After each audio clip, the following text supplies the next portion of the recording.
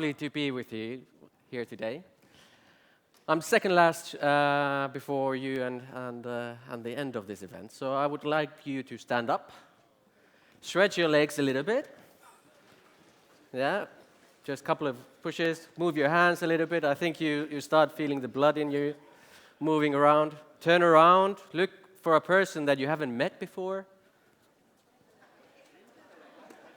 And shake hands and say hello.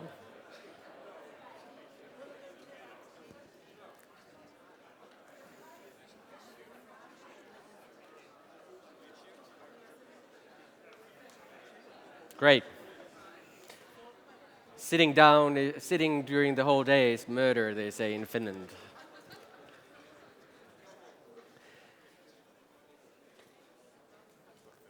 I'm an industrial designer by training that has moved from designing products to designing spaces, to designing services, to designing strategies. And for the last years, I've been designing change in organizations. And the little designer in me thinks, okay, I need to give it some kind of a shape. How can I create a physical experience of something that's infinitely complex and ever-changing? And that's the topic of my presentation, really. But luckily, I don't have to do it myself.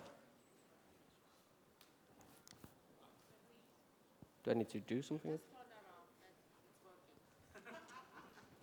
It doesn't work.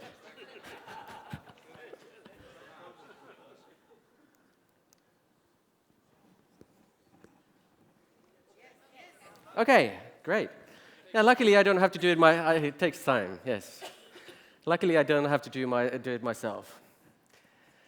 Since the times of antiquity, people from different cultures across the globe, wise men, sorcerers, mathematicians, scientists, artists have been really trying to discover what's the bigger phenomenon behind these shapes, these equilateral shapes.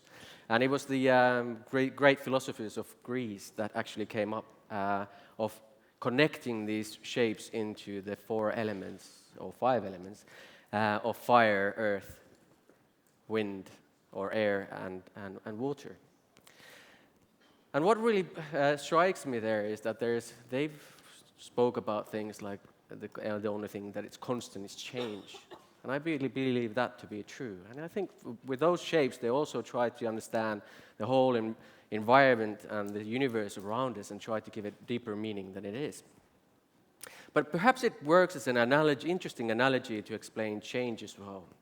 With fire, we look at the tetrahedron, a pointy object that feels like almost having fire in your hand. And within organizations, we also often look at that. We look at the problems, we look at the reasons also why those organizations exist. With the earth, we try to build from the ground up. We try to bottoms up, build up some certain type of culture and certain types of environments. With air, we try to push forward with change. We use the element of octahedron, the element of air, to describe all that kind of intangible elements that actually make the change happen in organizations. And as we drive to fluid organizations, self-learning organizations, we come to the concept of water, this idea of hexahedron, I believe it's called, where we actually have water, something that tries to look for the path of least resistance. And that's how organizations try to perform as well. But this is not a presentation about philosophy, it's not a presentation about history, it's not a presentation about math either. But it's actually a presentation on how to develop employee experience and organizational culture through workplace transformation.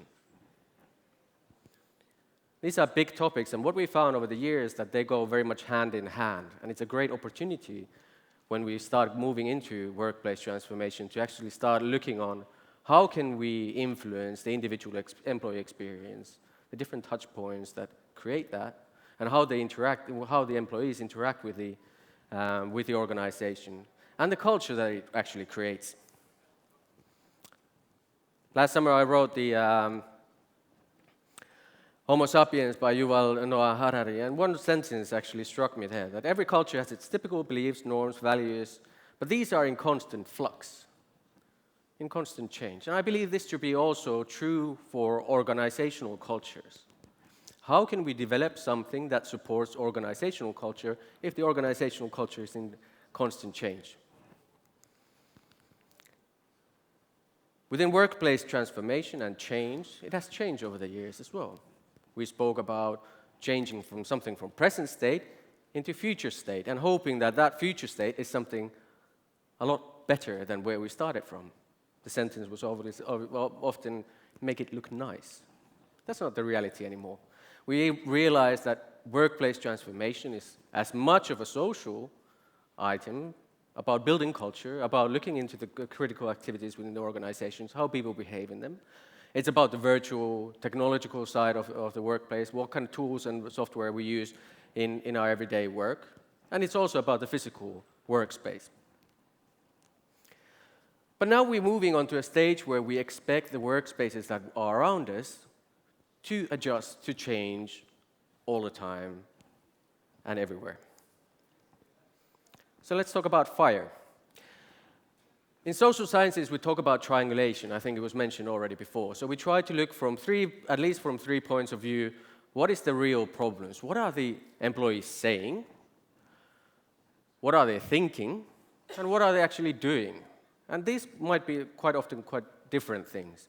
And we need to involve the organization at multiple different levels. We need to understand from the strategic to the tactical and operational levels in the organizations how they behave and where they are aiming to.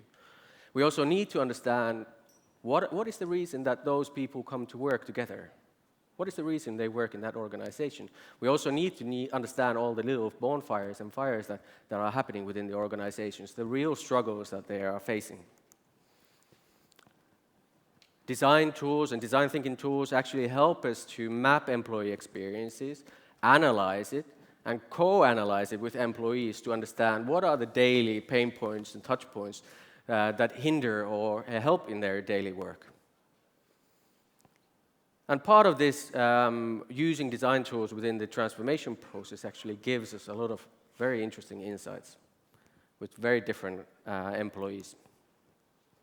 Obviously, we need to use quite a lot of quantitative data. We need to visualize all of that data and analyze that to really understand how the organization behaves, not only in the individual level, but on departmental level and all of the different sites. How can we reinforce the collaboration between departments, which are often built on very different kind of cost settings? They are based on protecting their own interest. How can we make them cross boundaries?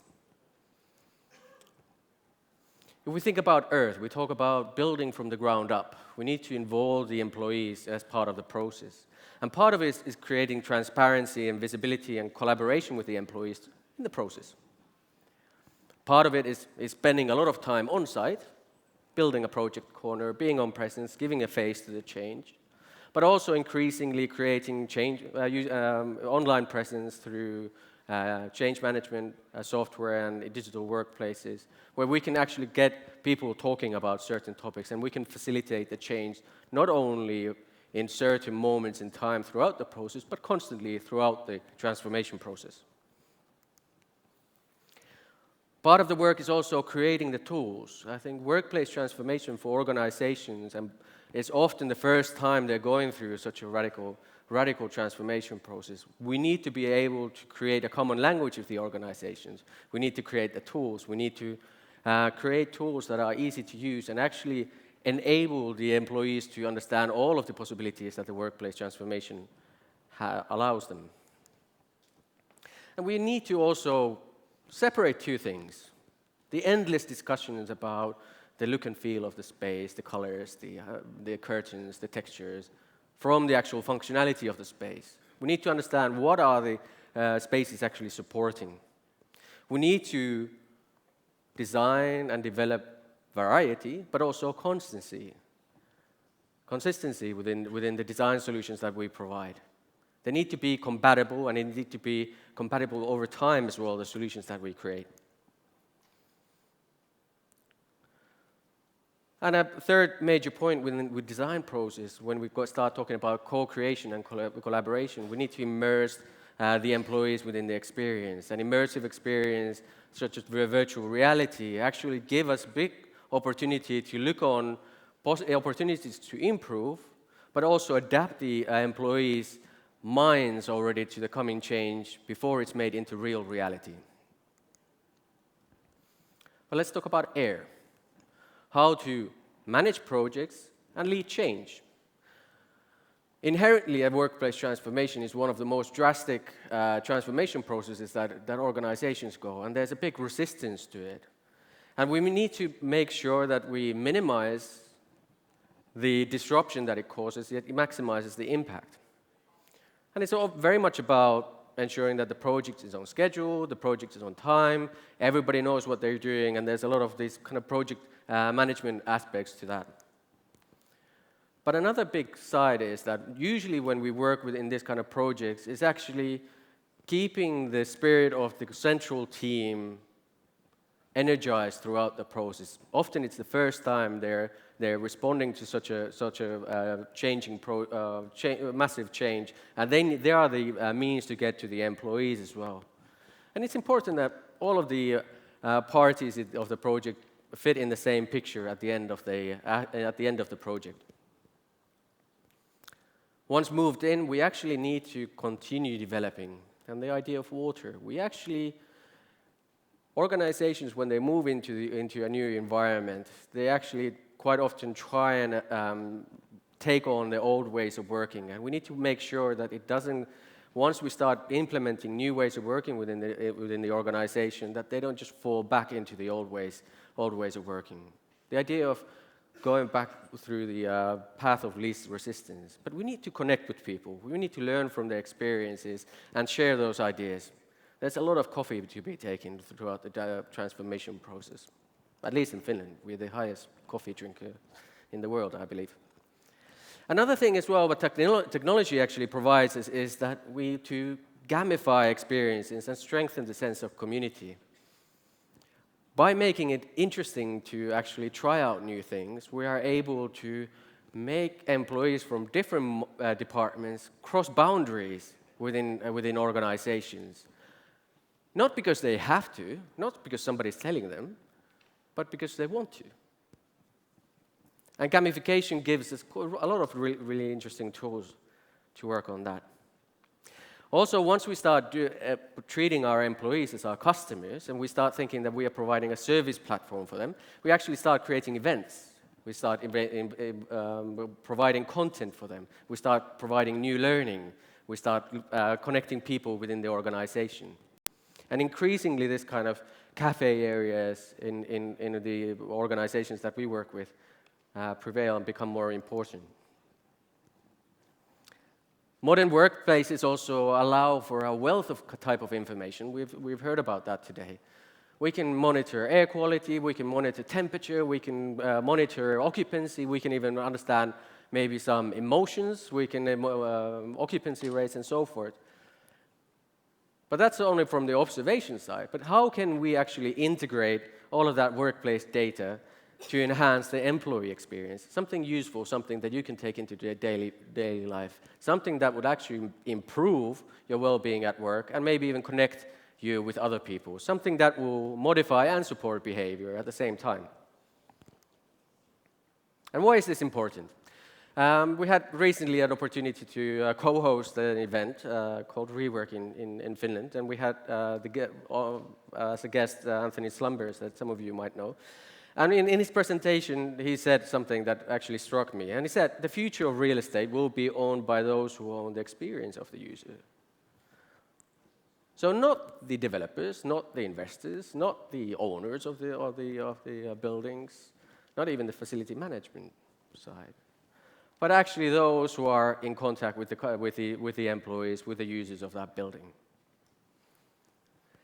And one of the critical stages of the experience is the experience of the transformation. So how can we actually make sure that we are in contact with the employees throughout that quite a drastic change process?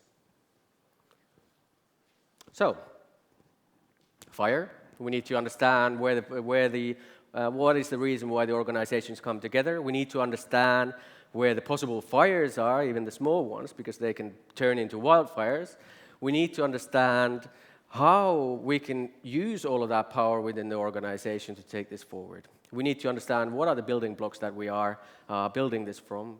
We need to give the transformation process enough air and speed in order to carry it through. And once we've created those environments, we need to understand how to reinforce that, how to make that fluidity to work in our favor. Thank you.